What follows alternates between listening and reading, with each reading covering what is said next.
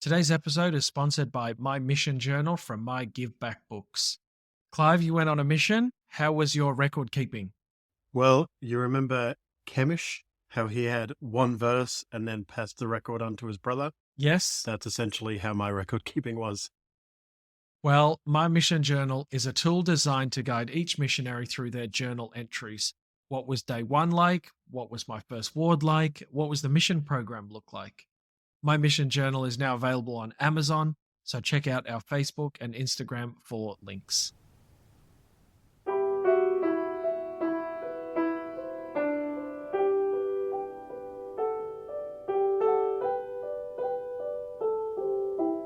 Hello, everyone, and welcome to another episode If You Could Hide to Kolob podcast. My name's Daniel. This is my brother Clive. Hello, everybody, and welcome. Daniel, we're in quite a bit of history here now in the scriptures. We've gone, we haven't moved away from the doctrine. There's a lot of doctrine embedded in it, but it's a very historical account, I feel. I agree. You and I have talked a bunch of times about wanting to talk about doctrine in this podcast. And now we're at a stage where there's just so much history, and this is where we really learn about Mosiah. And then we branch off into another place, a place that we'll learn is called Lehi Nephi, and then the history and the records of those people.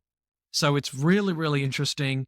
And I really enjoyed reading up and studying a little bit more about this lesson. I do have a quote, though, that I can kick us off with by Gordon B. Hinckley. Believe in the sacred word of God, the Holy Bible, with its treasure of inspiration and sacred truth, in the Book of Mormon as a testimony of the living Christ. Believe in the church as the organization which the God of heaven established for the blessing of his sons and daughters of all generations of time. So we are at Mosiah 7, and then we go to Mosiah 10. But given we kind of move around a little bit in the timeline, where did you actually want it to start us off from?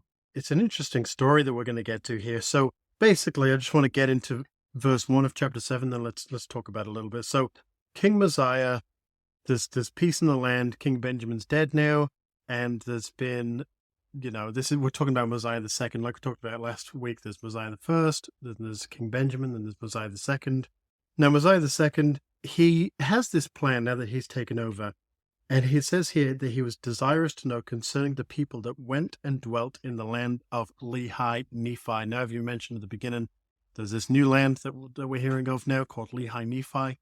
But we're going to refer to this a lot because the city of Nephi, or the land of Nephi, where everyone was before they made it to Zarahemla, is now called Lehi Nephi. Without trying to confuse everyone of where we're up to, basically, King Mosiah says, all right, let's find out what happened to these people. And it says, and it came to pass, in verse 2, that King Mosiah granted that 16 of their strong men might go up to the land of Lehi Nephi to inquire concerning their brethren. Now, if you remember, back in Omni, Amalekite speaks of these men going up from the land of Zarahemla back to the land of Nephi to try and find back to the land and try and populate it again. And Amalekite says in verse 30 that I had a brother that also went with them, and I don't know anything about him since he left. I haven't heard anything from him. It's been a long time since they left, and no one's really heard of them since. So King Mosiah has gone, all right, well, let's get 16 men to go up there and find out.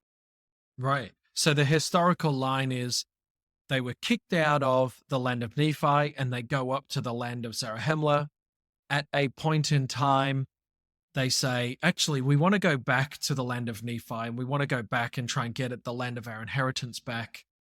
They go down, a group of people go down, and they're never seen of again. And now, in the future, we're now at King Mosiah, and he says, what happened to those people from 50, 60, 70 years ago? Like, what actually happened to them? Should we go and try and figure out? And then, like you've said, he granted that 16 strong men might go to the land of Lehi Nephi to inquire. So there was a couple of bits of wording here. Was it Mosiah who was super curious, or did a group of people go to Mosiah and say, hey, that's my grandfather that went, or that's my dad that went. We're super keen to find out what happened to them and maybe find their bodies or find where they are. are you okay if we go? And he grants them that they can go. And this is where we now just find this whole timeline of events that's now essentially almost to the end of Mosiah. He makes special mention in verse 3 of a man named Ammon. Now, Ammon's going to be the leader of these 16 strong men. And he talks about how they're strong and mighty men quite a few times. So he's obviously knows that something, may come about. And so he needs to send some strong men to go and to find them. So Ammon takes strong men, and it also mentions that he's a descendant of Zarahemla.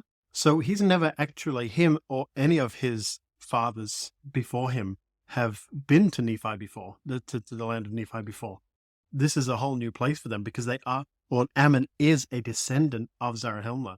So he's traveling to a whole new world for him. And I like, Clive, so I like now that they're traveling, and they travel for 40 days, right? So they travel for 40 days trying to find where these people are.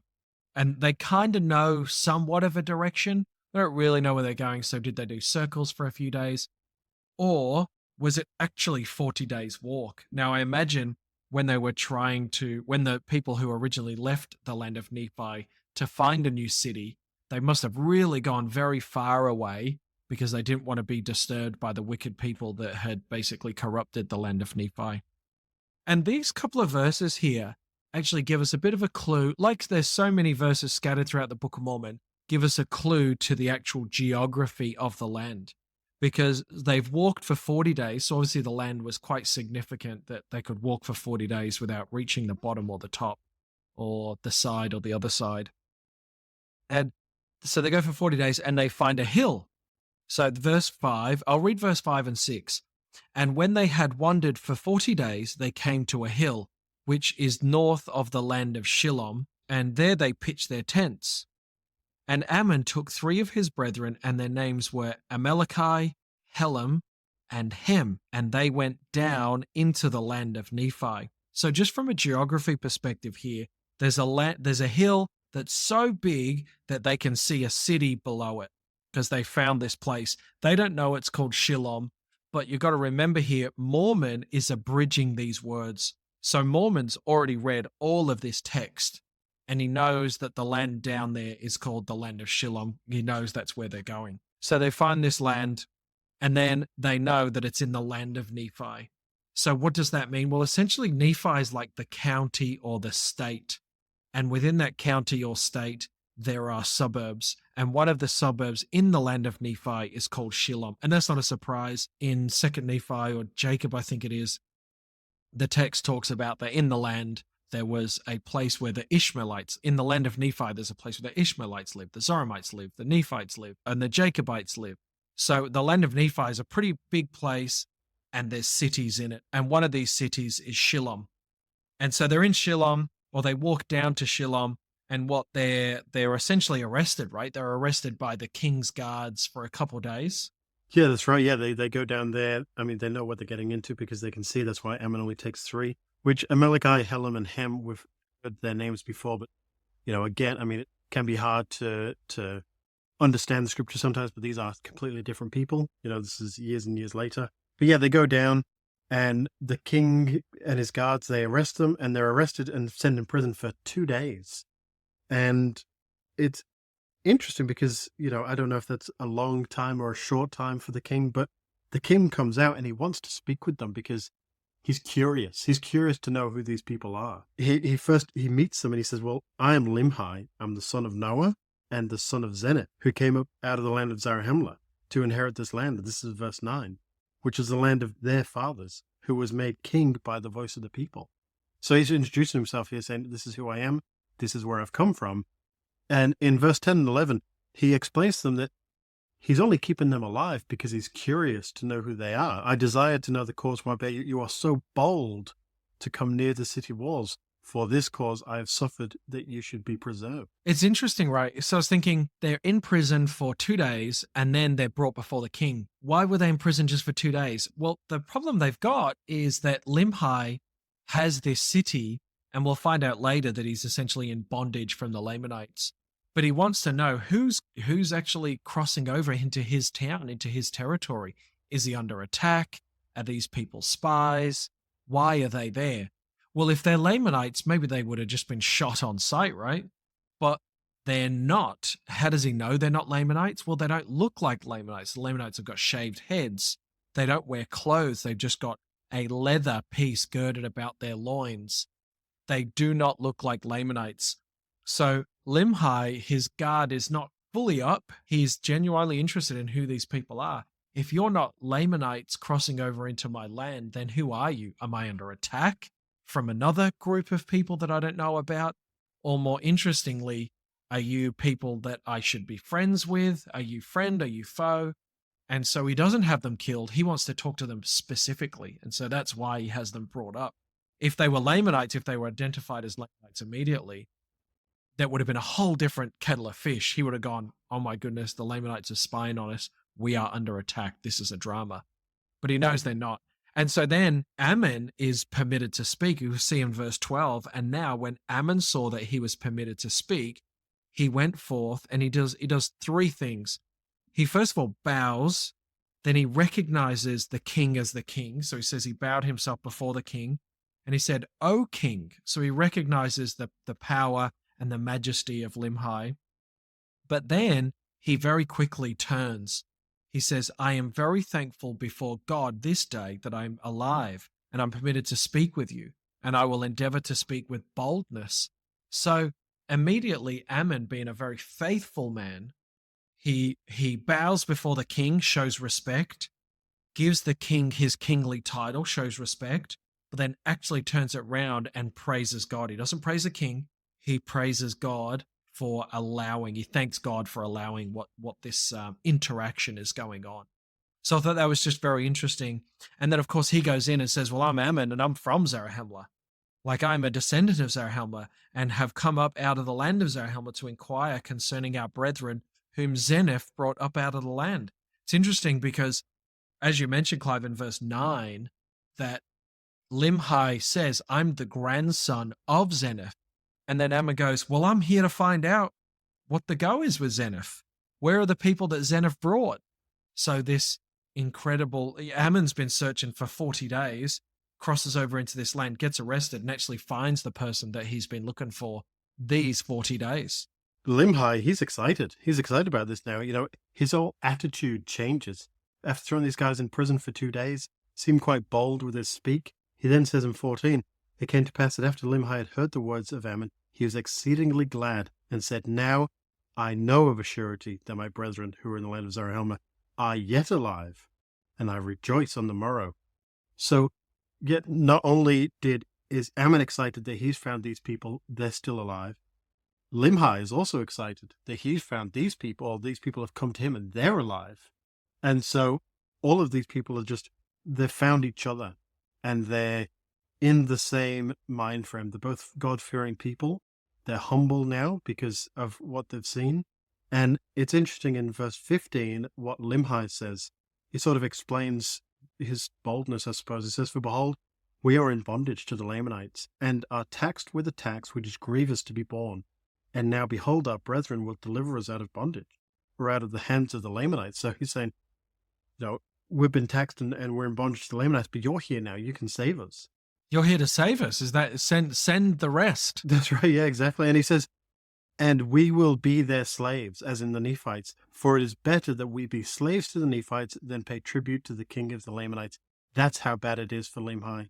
We would rather be slaves to our own brethren than to have to pay tribute, be in bondage to these Lamanites. So as payment for you getting us out of this situation, we will just serve you forever. Yeah, exactly. And he's so excited now that he says, well, bring all your men. Go get all your men, bring them down to the city, and we'll gather the people together. We'll give them the good news. And they do, and they praise God. And all the people together, everyone's so excited about the things that have happened. And we'll learn more about the bondage that they've gone through, the things they've gone through with the Lamanites. But imagine how excited that they are at this time to find a friendly face from a people of the city they thought had been destroyed and their fellow brethren. So it must have been a great time for them. I'm imagining hey, they would have just called everyone. Hey, there's people here, and rumor has it that they're going to set us free. Like, call your friends, call everyone. Like, we're going to the city center because this guy's here with our king and they're about to talk to us. This is the greatest day we've had. We've been waiting for this. Our fathers have been waiting for this. This is incredible.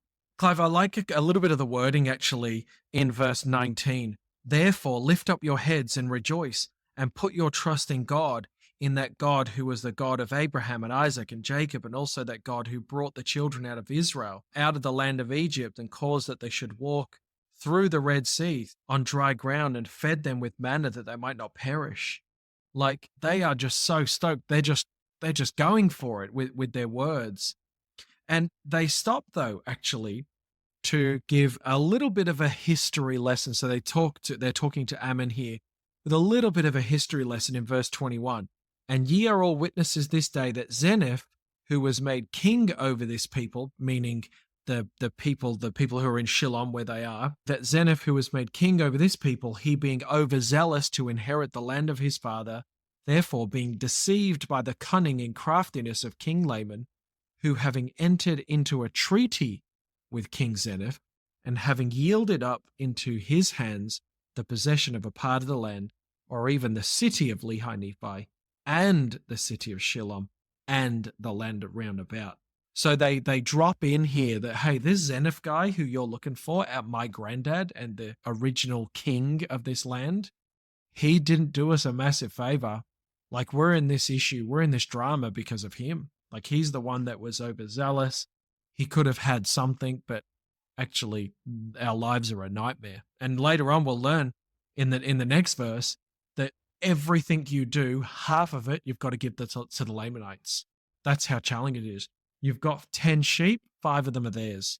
You grow 50 kilos of grain, 25 kilos are theirs. Like, this is not a good spot. All that work and half of it's gone. So they keep talking about the history of the land because they're trying to get Ammon up to date as quick as possible. Like, they must just be so excited. They're really going hard. So they go, bang, here's what happened to Zeniff. Here's what happened to our original king Zeniff. Here's why we're in captivity. But we haven't been left alone. You're not the first guy that came to try and rescue us. There was this other prophet who we'll learn later was Abinadi. In verse 26, and a prophet of the Lord have they slain. Yea, a chosen man of God who told them of their wickedness and abominations and prophesied of many things which are to come. Yea, even the coming of Christ. So Ammon is just there, just going, man, I was just trying to look for Zeniff, and I was just trying to look for like my kindred people who were lost. And you've just told me that I've stumbled upon you. Zeniff's dead. His son's dead. Now you're a new guy, Limhi. And it doesn't even end there. Like in chapter 8, King Limhi then says to Ammon, I want you to speak to the people. I want you to tell us all about everything that's happened between... Tell us of the good times. Yeah, between when Zeniff left all the way up to now. Like, they've sort of just pushed him in going, well, this is what happened to us, this is what happened to us. Hey, can you get up here and just tell everyone else what happened to you? You know, what's been going on the other side?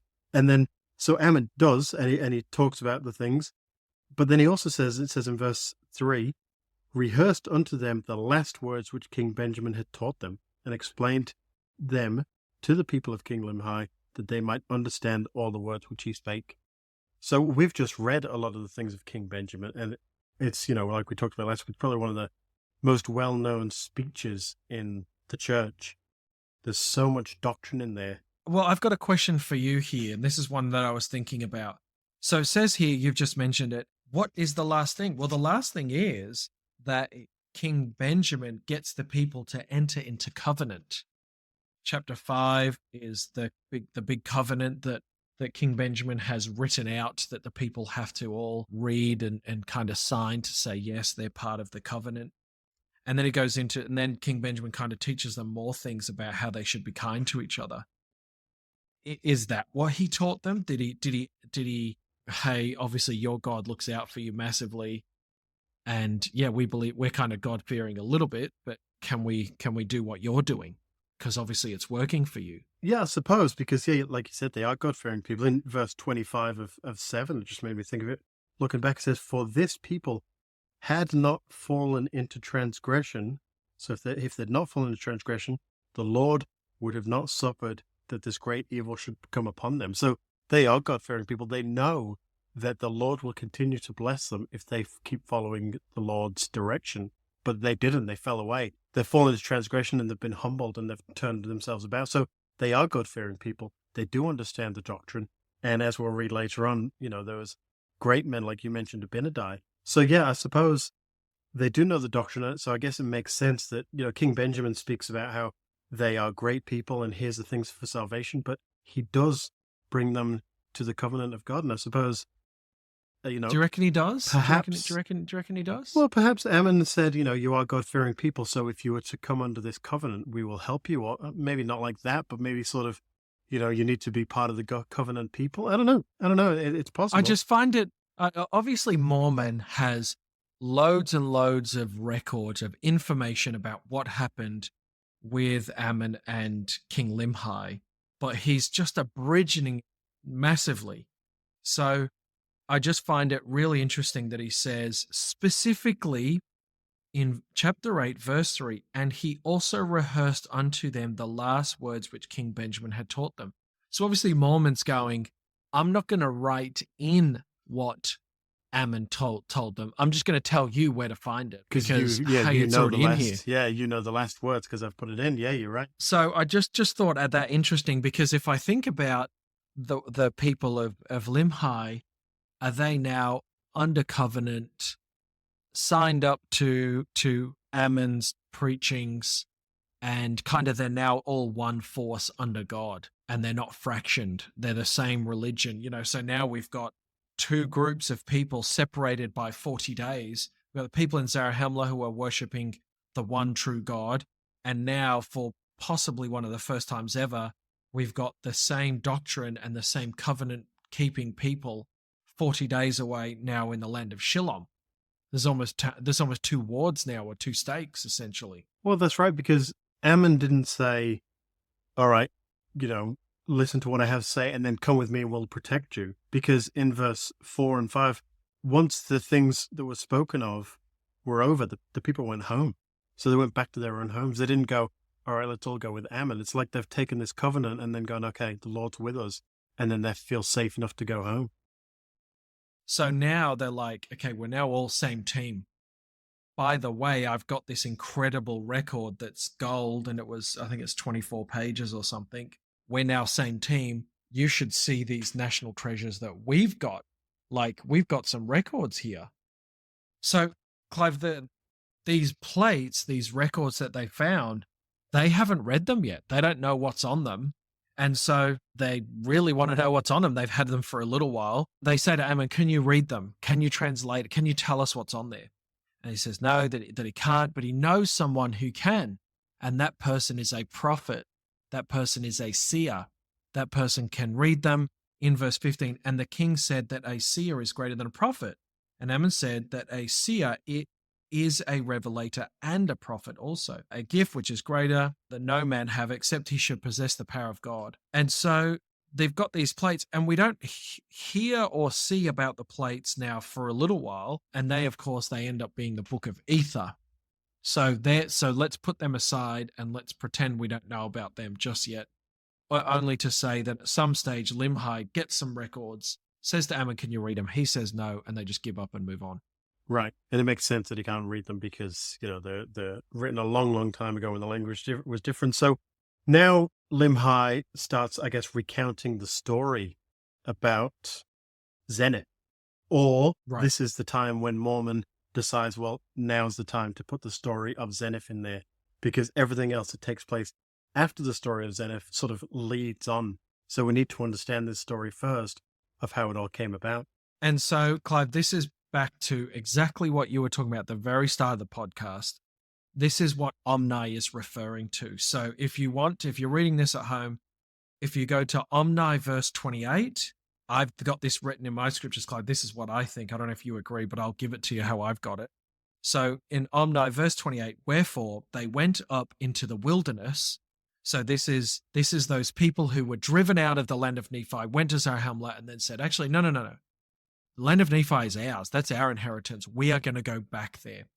So they went up into the wilderness, and their leader being a strong and mighty man and a stiff-necked man, wherefore he caused a contention among them. They were all slain, save 50 in the wilderness, and they returned again to the land of Zarahemla. I've got that in my scriptures that that's Zenith, because if I say here, well, I'm guessing at what you're going to take us through verse 1 and 2.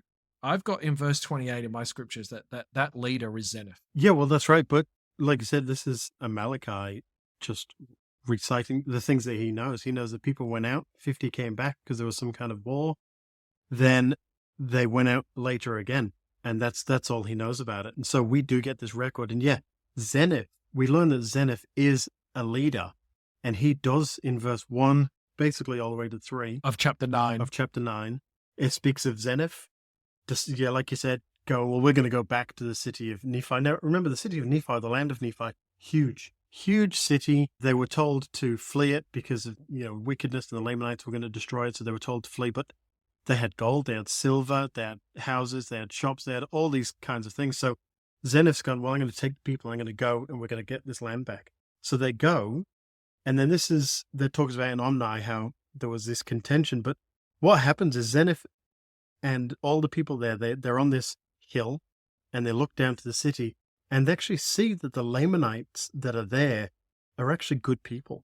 They thought that they were these bloodthirsty men and horrible men, but when they're spying on them, it says that, they seem to be good people. So Zenith says, well, I don't want to go and destroy them. I actually want to go and speak to them and maybe do this in a peaceful way. Maybe we can take over, or maybe they can give us part of the land, do it in a peaceful way. But then a lot of other brethren go, no, I think we need to kill them. So there was actually quite a fight there, and so much so that they began to war with each other, that only 50 of those men survived. So Zenith, being one of them, came back, probably explained that there was a bit of contention and a lot of them died. So Zenith came back. Then he took another party, and this is what Amalekite speaks of when he says, my brother went out and I haven't heard from them since. But Zenith comes back out, and he actually goes to the Lamanites and does speak to them and says to them that is there a way that we can make this peaceful, that we can get a bit of land? And the Lamanites do. They give them a piece of land that you said before that's called Shilom. Isn't that just so strange? Like, Zenith, obviously, he's a good leader. He's a good leader. He doesn't want to war with the Lamanites. He doesn't want his people to be at risk of being killed. But he's pretty bold in saying, okay, well, yeah, back then, there isn't the UN. People aren't meeting with each other to say, I want your land. No, you have mine. No, I don't want that. I want this. Like, people just war. People just fight each other, and whoever's the last man standing, the history is written by the victor. Whoever's last, they get it. But in this case, he's like, no. There's some good people down there. Let's not war with them. Let's just ask for land. Like, that's backwards. That's just not normal. It's just totally abnormal for this age, or ever. Like, you can't just go to another country and go, hey, please give me some land. Okay, no worries. Yeah, that's right, yeah. But I mean, he was so, in his conviction, he was so steadfast in it that he even fought with his own brethren to try and have peace among the Lamanites. So it's an interesting, dynamic, I suppose, that he saw it. I'll fight with my own brethren to make peace with the Lamanites. So Clavy goes in and he has a chat. He has a chat with someone called King Laman, and King Laman grants it to him. And I went in unto the king. So this is chapter 9, verse 6. And I went in unto the king, and he covenanted with me that I might possess the land of Lehi Nephi and the land of Shilom. I want two things. I don't want one. I don't want half. I want to have two things. And he also commanded that his people, so there's no, again, Mormon, what does he put in? What does he not put in? But the very next one, and he also commanded that his people should depart out of the land, and I and my people went into the land that we might possess it. And we began to build buildings and to repair the walls of the city.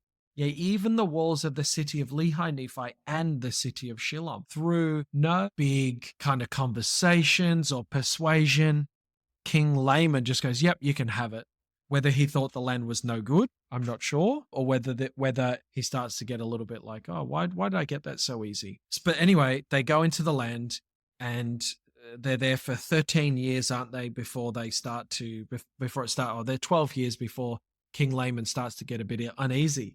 He says, hang on, you've made this city amazing. It was rubbish beforehand. We couldn't do anything in it. That's why we gave it to you so quickly. I mean, I'm just kind of adding my own sort of thoughts in here, but King Laman's kind of gone, no worries then. If you can have this land, we can't do nothing with it. You can do what you like. But then after 12 years, King Laman says, hang on, you've made something out of this. I'm not sure that I actually want you to have it still. Well, yeah, it's almost like King Laman, maybe he originally planned for this. Maybe he sort of said to his people, let's let them take it because we'll get it back eventually anyway. Don't even worry about it. Either there's nothing they can really do about it, or we'll take it when they've made it well. Because in verse 12, Zenith describes the Lamanites as a lazy people. So Right. they want to take back the city because the people of Zenith have done this amazing work to it. So the Lamanites are lazy, and so they didn't want to do any work. The work's been done for them. Well, now we're just going to take it back over. Basically, just going to reap the rewards of all of Zenith's people, all the crops. And the Lamanites, this is what happened. Like I said, in the 13th year, they come and attack, but they don't just attack the city. I mean, they have this strategy there where they start attacking in the field, the flocks. It says halfway through verse 14, when my people were watering, feeding their flocks, and tilling their lands, a numerous host of Lamanites came upon them and began to slay them and to take off their flocks and their corn and their fields. So the Lamanites have got this plan. Well, let's just take a little bit here. We'll start killing these people, and we'll slowly work our way in, I suppose. We're not just going to raid it, trash the city walls, move straight in, and just start killing people. They go to the outers. They go to the outers and take essentially some shepherds. Well, yeah, because it's like you explained before. The Lamanites, even when they're going to war, they're bald, which I guess doesn't make a difference, but they have no head covering. They're naked except for leather that's girded about their loins. So it's easy to see them. Yeah, exactly. It's easy to see them. It's easy to kill them if the Lamanites don't have a very good strategy. They're just not very good at going to war, I suppose. So This is what they do. The Lamanites, when they've been attacking the field, well, Zenith comes with an army and they go to war. And I suppose this is more when Zenith becomes humbled and he prays to the Lord that they would be spared. And it works because the fight is so full on that the Lord blesses the people of Zenith, that 3,043 of the Lamanites are killed and only 279 of the Nephites are killed. Right. Yes, you've got in verse 18 and verse 19, the Lord did hear our cries, did answer our prayers, and we did go forth in his might. That's interesting, isn't it? That's interesting wording, that they went forth in his might. But yes, he does have to bury his own. But this one attempt, so after 13 years, King Laman goes, you've done a great body of work to that land. We're going to try to take it back. King Zenith is able to fight them away. And for the first attempt, the Lamanites are beaten and they withdraw.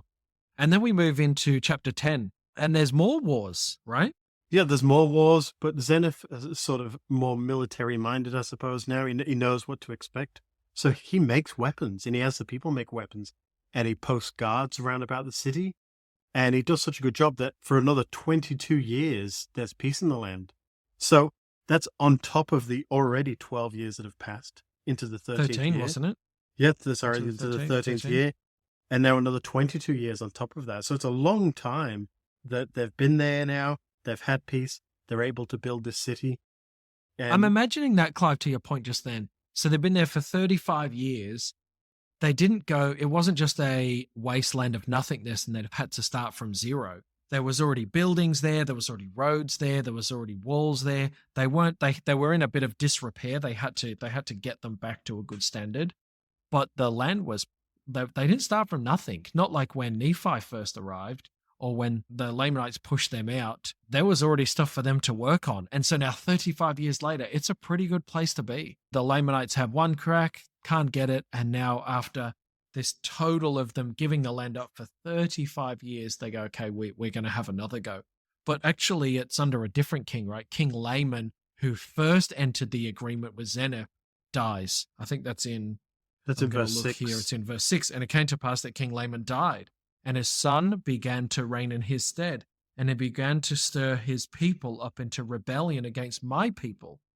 Therefore they began to prepare for war, and to come up to battle against my people. King Lame, well, the new king of the Lamanites, he's not so happy, and now he gets to a stage where he wants the land for himself because it's such a buzzing metropolis, essentially. Yeah, that's right. But, you know, like you said, Xenoph is this great leader. He's already had spies, you know, go out after he's already had the city protected by these guards. Now he's had spies that go out that see that the Lamanites are preparing for war. So in his infinite wisdom and, you know, I suppose with the blessing from the Lord, he knows what he should do, and he gets the women and children. They go and hide in the wilderness, and he gets the old men, and it says, and the young men, and I suppose everyone in between, and he gets them ready for battle against this new leader.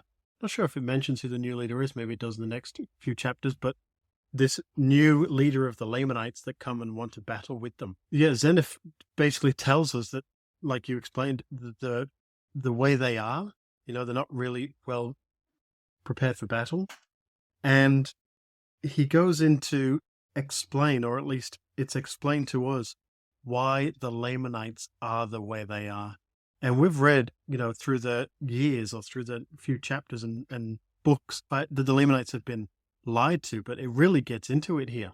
That's right. I've got 3 verses highlighted for exactly what you just mentioned. That's 12, so chapter 10, 12, 13, and 17. And I'll just go through that, Clive, if you don't mind, in just a little bit, and we can really understand the depth of the hatred that the Lamanites have for the Nephites, or for essentially at this stage, are they still called Nephites, but they're just people who aren't them. So it says here that they were a wild and ferocious and a bloodthirsty people, and they were believing in the tradition of their fathers, which is this. Number 1, believe that they were driven out of the land of Jerusalem because of the iniquity of their fathers. Okay. Number 2, and that they were wronged in the wilderness by their brethren. Number 3, they were also wronged while crossing the sea. 3 specific things where they were wrong that so deeply indoctrinated into them that way back when their grandfather's grandfather's grandfather left Jerusalem, and now 400 years later, they're so angry they think they should still be in Jerusalem. They don't even know where Jerusalem is. They wouldn't have a clue. Their dad's dad's dad wouldn't know where Jerusalem was. But they're so indoctrinated into them to hate the Nephites because they were so wronged by them. And it says here in 13, why were they wronged with them? And again, they were wronged while in the land of their first inheritance, after they had crossed the sea, and all this because of that Nephi who was more faithful in keeping the commandments of the Lord. Therefore he was favored of the Lord. For the Lord heard his prayers and answered them, and he took the lead of their journey into the wilderness. You can really see the difference here between the Lamanites and, I suppose, instead of calling them the Nephites, I'd say the people of God. Because if you look at the end of verse 10, it says, and it came to pass that we did go up in the strength of the Lord to battle. Now the Lamanites knew nothing concerning the Lord, nor the strength of the Lord. Therefore they depended upon their own strength. So you've got the people who are God-fearing people and rely on the strength of the Lord, versus the Lamanites who are probably strong, probably have good weapons, but they can only rely on themselves because, like you read there, they've been taught these things for a long time. So they're not going to be God-fearing people, because everything that's God-fearing is the things that their fathers taught that were completely wrong, because they were the ones that were wronged originally. So, Clive, there's one other, and yeah, you are. I mean, you're spot on. There's one other part here. What about this for some wording? This is in 17. And thus they have taught their children that they should hate them. This is the Lamanites teaching their children that they should hate anyone who's not them, that they should hate them. Even worse, they should murder them. They should rob and plunder them and do all they could to destroy them. Therefore, they have, and this is the important part, an eternal hatred towards the children of Nephi.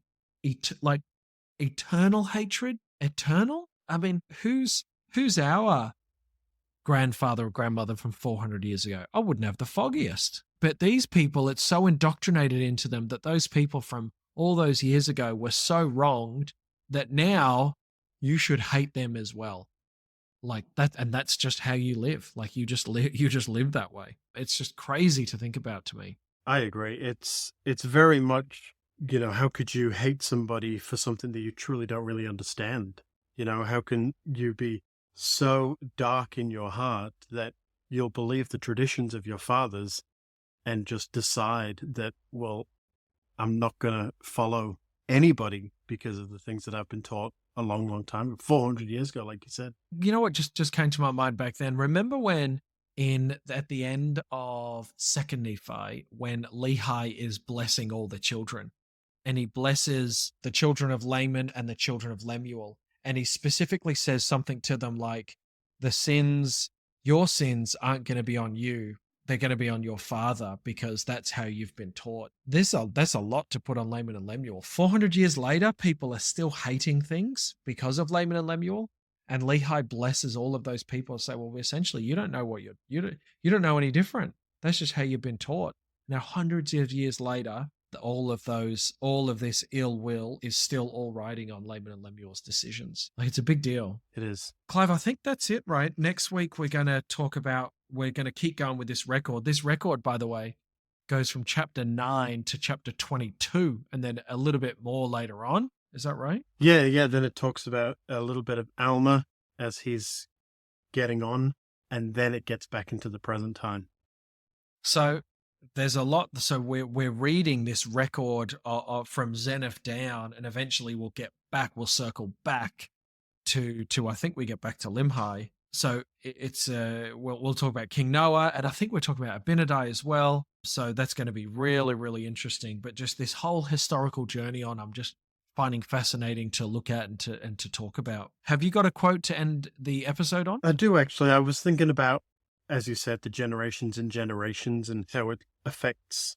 And I found this quote by Spencer W. Kimball. It says, "The Sunday school of this generation and the next must answer, did you or did you not wield a powerful influence in the creating of kingdom builders for this life and for the eternities? This Sunday school must remember that it is not enough to teach ethics and good practices and common courtesies. It must teach exaltation through live faith in God." Amazing. Thank you for joining us. If you could hide to Kolob Podcast, check us out on Facebook, where you get all of our updates and where we post our daily communications. Thank you all, and we will see you for Mosiah chapter 11 and the story of Abinadi. Can't wait. Thank you.